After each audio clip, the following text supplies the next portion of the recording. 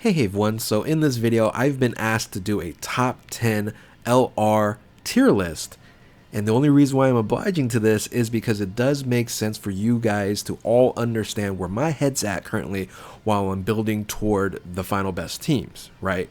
So with that, let's go ahead and dive into this. And when I do these top 10 tier lists, I do it differently. A lot of people do these tier lists focusing on the end game, which is the current portion of the hardest fights in the game, which right now would be the global campaign special battle. And then, of course, the 10-year anniversary, we have the Festival of Battles. But I look at these two events as kind of specialized events for the current new units that have come out, right? So, of course, the global anniversary units are going to be able to complete and take care of business on the special battles a lot easier than it would the 10-year anniversaries, which they are more designed for the Festival of Battles, right? So, given that, right, given that point, I do judge these units a lot different. I look at it the overall aspect, not only just the passive skill, special skills, but the leader skill, I think is very, very important for the value of these LRs and really any unit in the game. And then categories, super attacks, links, and then overall stats. But I also look at ranking these units differently as well, because I also look at the start of the game. If I were to start the game, what holds more value if I were to just get one of these units and start this game with one of these units? What's generally more valuable, right? And of course, just mid game, and then as we discussed, end game isn't just the current special event that is currently up right now for the celebration. So that's how I judge and rank these top 10s, and that's why it's going to probably look a lot different than other people's tier list and give you guys a little bit of understanding of how my brain is working at this point in time. Again, a little bit of disclaimer, I've not done everything that I used to do in terms of testing units, but I've played, I think, an appropriate amount to judge these units to at least create this top 10 here as I was asked to do so. And again, it does make sense for me to do this. So let's go ahead and start by, again, not focusing on these, right, but looking at the overall aspect of things. Let's start with the number 10 unit, which I think is one of the best all-around units that you can get right now. However, it's a yellow coin LR, and that's LRTN. The LRTN is by far right now the best yellow coin LR. Unfortunately, yellow coin LRs are only 200% leads, and he has one incredible leader skill in Final Trump card, which right now that would be one of the top tier categories in the game. The Earthlings portion of his leader skill doesn't really matter. And then also TN is very flexible in terms of being a slot 1 unit that can tank, and then even being a floater that can then dodge at 70%. So given that, him being such a kind of a nice overall unit, can still do a lot of damage, he definitely deserves the number 10 spot and being the best yellow coin LR in the game. Now, from 9 to 1, it's a step up. So, LRTN is creating the bar, but everything else I wouldn't say like is heads and shoulders above LRTN, but definitely a big step up from where LRTN is. Now, of course, the upcoming celebration for Tanabata replacement, that's going to be part of the top 10 discussion. We hope so, right? And then that will round out everything in terms of the top 10 being like 10-year anniversary units in global, and then the global celebration anniversary. So interesting how they're doing that. Now, let's go ahead and move on to number 9, which I would say, again, it's a step up, but a lot of people put number 9 probably a lot higher.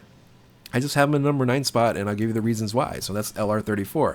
LR34 is more designed as a defensive support unit for Power Beyond Super Saiyan type teams, right? So he's kind of in this situation where if he's not on particular teams, he's not as valuable.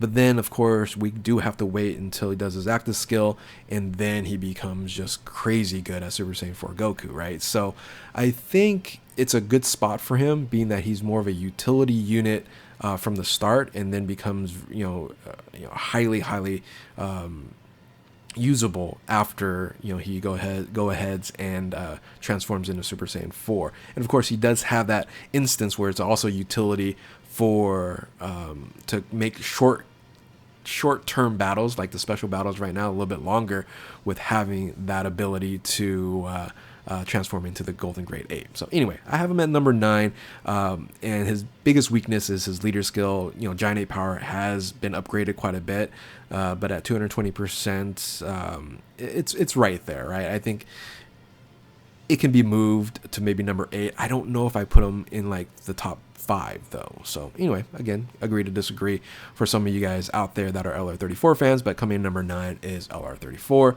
Let's go ahead and move on to the number 8 spot, which, you know, for me, extreme class units generally don't do well. But there's 2 on this list here. One's a lot higher than this one. Interestingly enough, the leader skill for this one is definitely more flexible, being a 250% lead, but 250% lead in the extreme class world isn't as, you know, that much better, you know, from a 220 at this point in time. So with that, Omega Shenron, he does crazy amount of damage. He can be a great support unit as well, but he's more utility support. But you know, given the right circumstances, he can be in the main rotation for sure. Right now, I'm using him a little bit more utility wise, helping buff other units. But there are, you know, the new EZAs with like the Sin Shenron and things of that nature does help him survive and be a lot stronger defensively in first position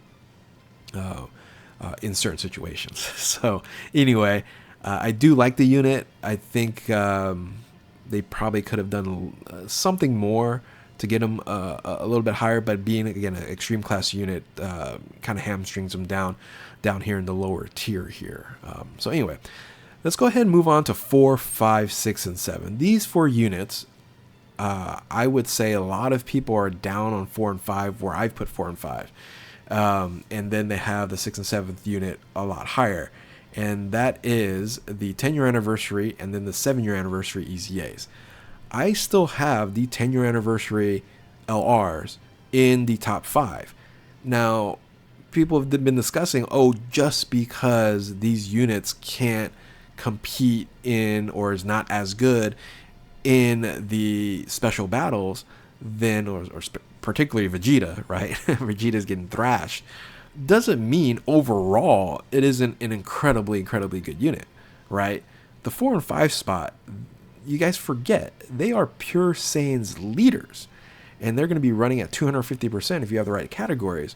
Vegeta's team, Vegeta's leader skill is probably the best leader skill in the game.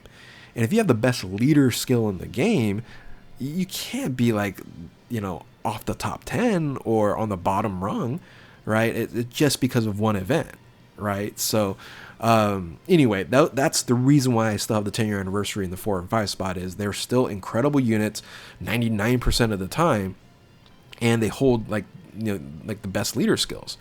Whereas the 6 and 7 spot with the 7-year anniversary EZAs, they're 200% units. However, they're still great categories. You know, Fuse Fighter, GT Heroes, Power Beyond, Super Saiyan. Movie Heroes not as relevant as it was in the 10-year anniversary, but still, these 2 units are still incredibly strong. But they still also have issues, right? You know, in their second rotation in, they're not as strong as then when they enter. And then if you don't transform and you're in a wrong situation, you absolutely could get caught as well in the current special battle. So I don't get it why, you know, just because one event that you're going to drop the 10-year anniversary is really low in terms of the rankings. That's why I still have the top 5, 4 and 5 spot there. And of course, they're like the best units for festival battles, right? So short duration events versus long duration events, you have to balance it out and give points where points are due on both ends, right? So that's why I have 4, 5, 6, and 7, 10-year anniversary and 4 and 5, and the 7-year anniversary LRs as 6 and 7. I think that makes sense. Hopefully that makes sense for you guys. So basically the top 3 spots, actually probably the top 2 is going to be interchangeable, but number 3 would be Rose, LR, STR, Rosemasu.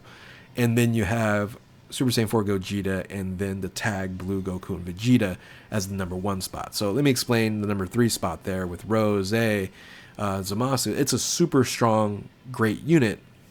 And the leader skill isn't all that great, right? 220% for super bosses. But I think the free-to-play does help it out and be able to run it. Like if you were starting the game day 1, you're still able currently right now to actually run a decent team, and that unit is highly valuable overall to complete a lot of different fights. So there is higher value, and I think Rose is just a very, very strong unit. And I have him in the number 3. I had him previously to this in the number 7 spot, right? But I was like, man, there's just something a little bit more that Rose can do. But that was my thought process. I actually had them in the number 7 spot, and then I had the 10-year anniversary 3 and 4, and then 5 and 6 were the 7-year anniversaries. But I think I came to a little bit of my senses and go, okay, give its due. He's able to run on multiple different teams, teams that aren't really even designed for him. He can just be slotted in on that as long as there's a Future Saga category on the team there in that rotation. He's going to be fine. And then all in all, super strong unit. Now 1 and 2 has been, I think, a lot of people trying to figure out, like, hey, who do I rank higher? And these are the first and second place all the time. I've seen people have Super Saiyan 4 Gogeta as number 1. I can't give him number 1 because he doesn't have as good of his leader skill as the tag Blue Goku and Vegeta, right? Or the not Super Vegito, or Vegito Blue, not Vegito Blue. I should just call him LR, not Vegito Blue. So that unit of itself, having its leader skill, right? Having such a great leader skill of Fuse Fighters and Future Saga, it's a super, super amazing strong team. And in of itself, that unit having 80% dodge and the ability to tank, and it's overall just a better unit from soup to nuts. Now, does Gogeta do like crazy damage and can just wipe fights away? Yeah, absolutely. It's designed to complete these special battles on here. But ultimately, I think even with other content, the tag not Vegito Blue is better, right? Overall better. So so that's where my head's at. Hopefully you guys understand where I'm getting at in terms of the value and where I would tier these units here. I'm not just looking at the current special battle, I'm looking at the overall aspect of the game. Let me know what you guys think. Again, as I do my farewell tour here, I've been adding these a couple extra videos that I think help the finality of the best teams. And anyway, that's what I thought. I'd just give you guys my 2 cents here. So with that, hopefully guys this was beneficial, and we will catch you in the next one. That was a different frame. All right, later.